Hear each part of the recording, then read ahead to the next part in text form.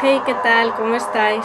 Bueno, pues hace ya un poquitín más de un año yo hice un vídeo en el que hablaba de un problema que tenía desde hace unos meses, el año pasado, y nada, pues que gracias a vuestro apoyo estoy bastante mejor y a otras cosas, y me habéis pedido mucho que haga este vídeo, y entonces pues por eso voy a hablar de esto. Bueno, pues como os decía, hace un año subí un vídeo sobre lo que pensaba que era ansiedad, y era ansiedad. La ansiedad, os voy a explicar un poquito lo que yo entiendo que es. Es un estado difícil de comprender si no has pasado por ello, y a la vez muy natural. Es un instinto natural que tenemos. Bueno, esto dicho así parece una tontería, pero ahora me entenderéis por qué digo esto. La ansiedad viene desencadenada por nuestro instinto natural de supervivencia, así que es algo que todos podemos sufrir en cualquier momento.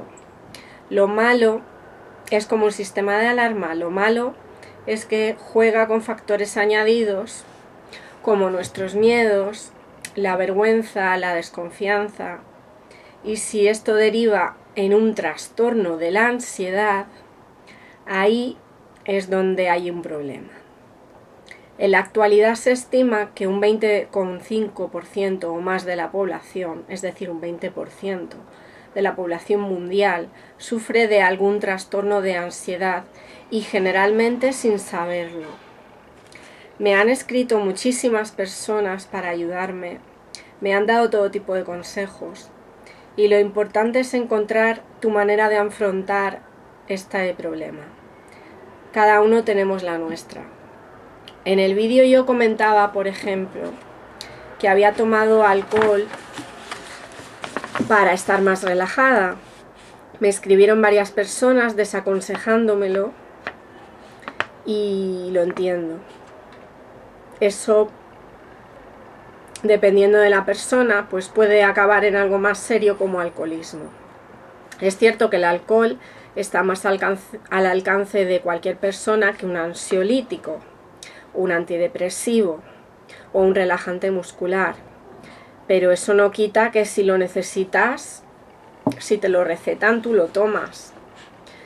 Pues yo opino un poco igual con respecto al consejo del alcohol. Si eres una persona adulta, responsable, y no bebes, o bebes, es que yo al menos soy de las que no bebo, casi nunca, no hay nada de malo en tomarse una cerveza antes de subir a un vuelo. Seguramente muchas personas lo hagan sin tener ni siquiera ansiedad, sobre todo si, como yo, viajáis 1 o 2 veces al año. No se vuelve una alcohólica por tomar 2 veces al año una cerveza, es imposible. Todo en exceso en esta vida es malo, y yo soy una persona a la que no le gusta nada automedicarse, y me parece igual de desaconsejable tomar pastillas por norma general, que hay mucha gente que lo acepta como si nada, para encontrarse mejor. Pero tampoco soy perfecta. Lo único que me es difícil a mí controlar, por ejemplo, es la comida, es decir, el apetito. Cada uno conocemos nuestras debilidades. Es cierto que la psicóloga me dijo que no debería de beber porque es que nunca sabes cómo te van a afectar estas cosas. Si estás pasando por ansiedad y te bebes algo y de repente te afecta y te pone más nerviosa todavía en vez de lo que tú querías, que era relajarte, pues eso sí que es un problema. Eso lo veo más, incluso más razonable que la razón de no es que te vas a volver alcohólica. Pero bueno, que sí, entendí por qué me lo desaconsejasteis. Otro buen consejo que me daban era no ver la televisión, sobre todo las noticias.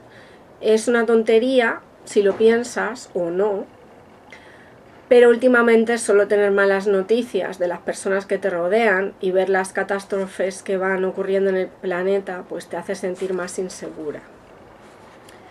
Más consejos, pues hacer ejercicio, algo que siempre es bueno. Estéis enfermos o no, siempre va a ser bueno. Yo pensaba que con hacer un ejercicio para soltar adrenalina era suficiente, pero me aconsejaron también que era muy buena idea tener una actividad relajante, como yoga, pilates o la natación, cualquier cosa que te relaje. Luego, por supuesto, yo fui a la psicóloga. Sé que además no siempre es fácil porque uno tiene que tomar esta decisión, ¿no? A veces dudo de si yo he ido por mi seguro privado, pero dudo de si la seguridad social, en qué casos realmente te manda a un psicólogo. Cómo de necesario es que a una persona que simplemente por tener miedo a algo la manden al psicólogo. Depende, ¿no?, de la necesidad, pero bueno, el caso es que yo fui con mi seguro médico y sé que en España tiene connotaciones negativas, pero es algo tan normal y necesario como ir al médico de cabecera. Es muy importante en estos casos el apoyo de tus seres queridos, de tu familia. Yo tuve muchísimo apoyo de vosotros y de mi familia y de mi pareja. Por lo tanto, pude ir a tratarme sin sentirme un bicho raro por ello. Es importante que aunque solo sea una persona, tengáis a alguien en quien apoyaros y a quien contarle cómo os va, que no sea solo pues el psicólogo o la psicóloga. Una cosa importante que me dijo la psicóloga es que cuanto menos tiempo lleves con un trastorno de ansiedad y antes hayas decidido pedir ayuda, la recuperación es más fácil. Así que ya sabéis, ante el mínimo indicio de que algo no va bien, id al médico enseguida. Yo cuando fui a la psicóloga llevaba unos 7-8 meses más o menos, desde que había notado que algo no iba bien. Además mi ansiedad estaba derivando y podía haber llegado a ser agorafobia.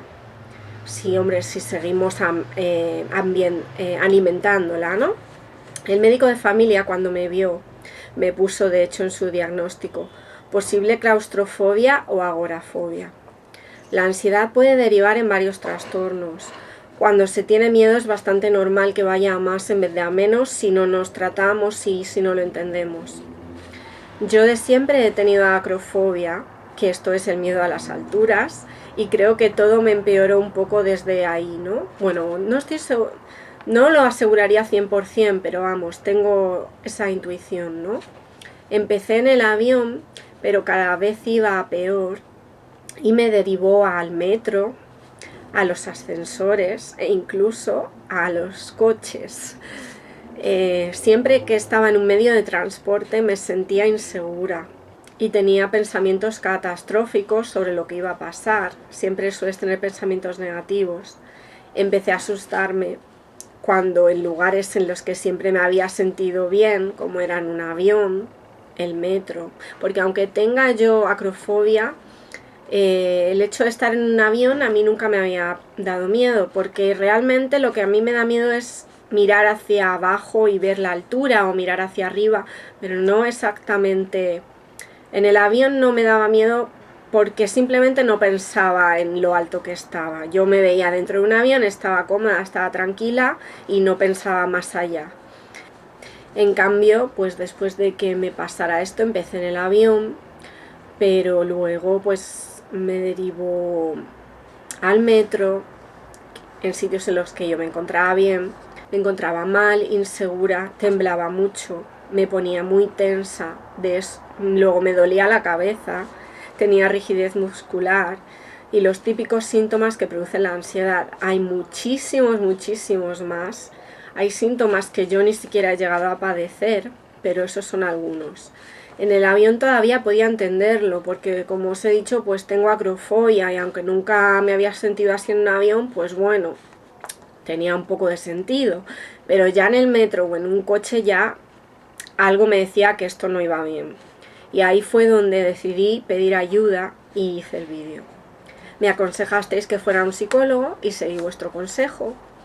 Mi psicóloga me dijo que como llevaba poco tiempo, había hecho muy bien y que era mejor si no tomaba nada de nada y lo afrontaba, porque el médico de familia sí me había mandado Trankimazin, pero la psicóloga me dijo que no, que era mucho mejor afrontarlo sin medicamentos. Hay personas que necesitan tomar un ansiolítico para tratarse y luego ir bajando la dosis hasta no tomarlo. La doctora me dijo que si yo elegía ese camino, pues tardaría más tiempo en recuperarme. Al menos pues eso es lo que suele pasar. Tiene su lógica. Si te sientes bien tomando pastillas, en el momento en el que dejas de tomarlas es como empezar de cero. Ya no te sientes tan segura, ya no te sientes tan relajado, ya has perdido esa cosa que te daba seguridad, ¿no? Por eso no me importó hacer el tratamiento sin tomar nada de nada. Hay remedios naturales que ayudan a relajarse y también son mejor opción que medicarse.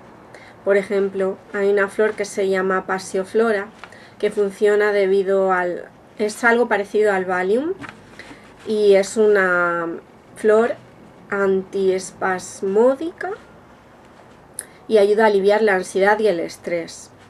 Yo conocía la valeriana, que es una hierba más popular por ser un sedante y analgésico natural, ideal para aquellos con dolor crónico o insomnio.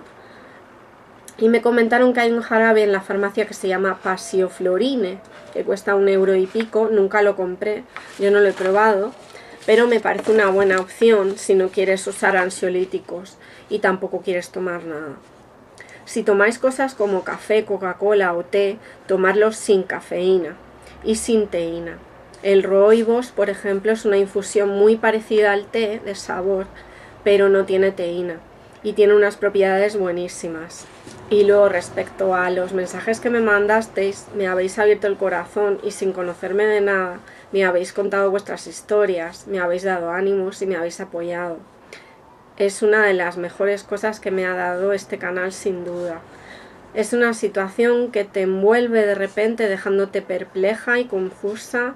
Además, con el tiempo te ataca en lugares en los que normalmente te sentías segura y cómoda. Eso es una putada con todas las letras, pero si pides ayuda y te ayudan tanto como lo habéis hecho vosotras o vosotros, se puede superar. Hay muchos grados de ansiedad y distintos trastornos. Hay personas que me han contado que conviven con ello a día de hoy.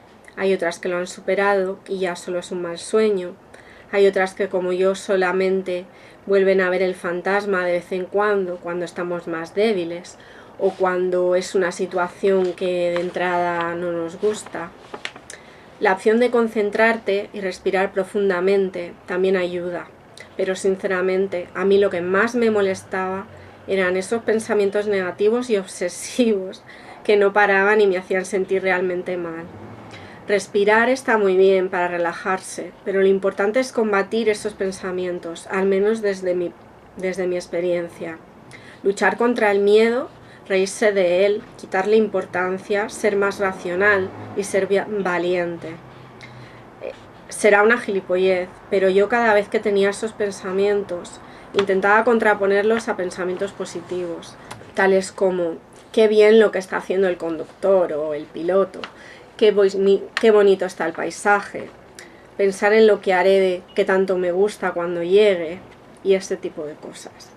Otro truco que me explicó mi psicóloga es que tenía que buscar a alguien que estuviera también nervioso. Yo le había comentado que miraba a mi alrededor y veía que todo el mundo estaba tranquilo, dormido, y que me decía a mí misma que no podía pasar nada si todo el mundo estaba así de relajado y de tranquilo, y que era una situación normal.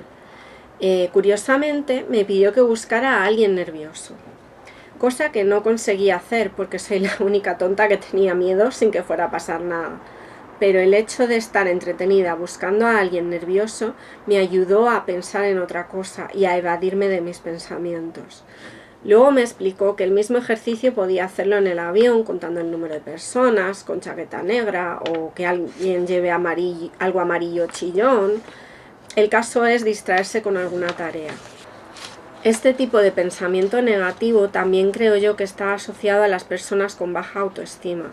Bueno, eso es una opinión personal. Al menos eso en mi caso es todavía asignatura pendiente y es algo que me molesta bastante no poder ser más positiva ciertos días. Por eso pensé que era bueno llenar mi cabeza de pensamientos positivos para contrarrestar los malos que tenía.